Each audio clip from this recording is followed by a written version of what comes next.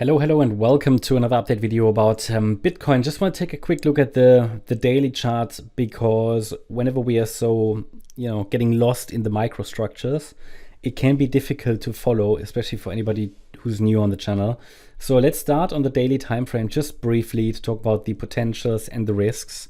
First of all, the idea is still that a third wave could have topped here in March, and we are either still in the wave 4, maybe the wave 4 bottomed on the 5th of August.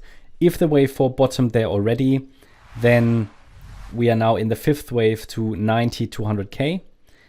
I have to say though that this cannot be confirmed yet, and we need the 5 waves as highlighted here in white to fill in, possibly to 70K plus, to confirm that a wave 4 indeed bottomed on the 5th of August. Until we get these 5 waves, the market could easily break down. Yeah, very, very important to recognize, to realize that until we get 5 waves, literally there are no clear probabilities. But that's what I've been saying for many weeks now. We need those 5 waves. Short-term bullish count, wave 4 bottomed on the 5th of August. We have a wave 1 to the upside, a wave 2 to the downside. This here is a third wave rally, then a 4th wave down and a 5th wave, and we have 5 waves up in circle 1. Then we watch for a wave 2 pullback, wave 3 rally, and so on. Yeah, so that is really precisely what we need to see, these 5 waves. That's the short-term bullish count. This scenario will become less likely. Actually, the microstructure as it is here will become invalidated with a break below the 14th or 15th of August low, where the price bottomed at 56,370. This is the local invalidation point. Okay, we could then still debate whether the wave 2 could be here. I mean, there are options, but it would just be a failure of the bulls. All right, so that would make the yellow count more likely. Already now, I find yellow more likely. It has become more likely today. We talk about why on the smaller time frame, but in the yellow scenario, it basically opens the door to a drop to 43 to 49K. Very likely, given that the market so far hasn't been able to generate 5 waves, and given that we had an impulsive move down here. So in the yellow count, we could still be in the 4th wave. This is a WXY structure, and the Y wave is an ABC. So we could have started the C wave to the downside. Just want to make that very clear. And in this scenario, in the yellow wave count, we might have seen wave 1 to the downside, wave 2 to the upside, and now we could get ready for this move down. Okay, so it is something to be very much aware of. Yes, and then also here, yellow wave 2 might extend a bit higher. We take a look at that on a smaller time frame. But this gives you the 2 scenarios. It is a 3-wave rally into the 25th of August high and an impulsive decline. So you can interpret it as the white count or the yellow count. Probability is very balanced, and it literally depends on how the microstructures unfold, which micro support levels hold and everything, which could easily tilt probabilities quite quickly and shift them. I hope that's kind of clear. Let's go to the smaller time frame.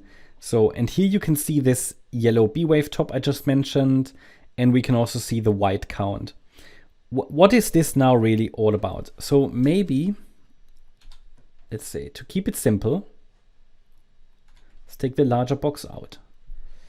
So we have seen, let's just get the facts together. We had 5 waves down from the 25th of August high. 5 waves down. So that might be within the yellow count, a wave 1 to the downside. That's the yellow count. So it keeps the yellow count definitely in the focus.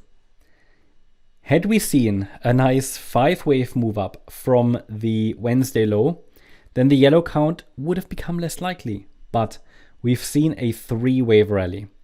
We've seen a bounce. We wanted to see a bounce. We had a breakout of a trend line, but the rally remained a 3-wave move. Certainly kind of related to what the SPX did today, if anybody's following that, but it was then quite a sharp move down. problem is now I've got a 3-wave move up that is not clearly bullish. It could extend into a larger 3-wave move, but that would be part of the yellow wave too.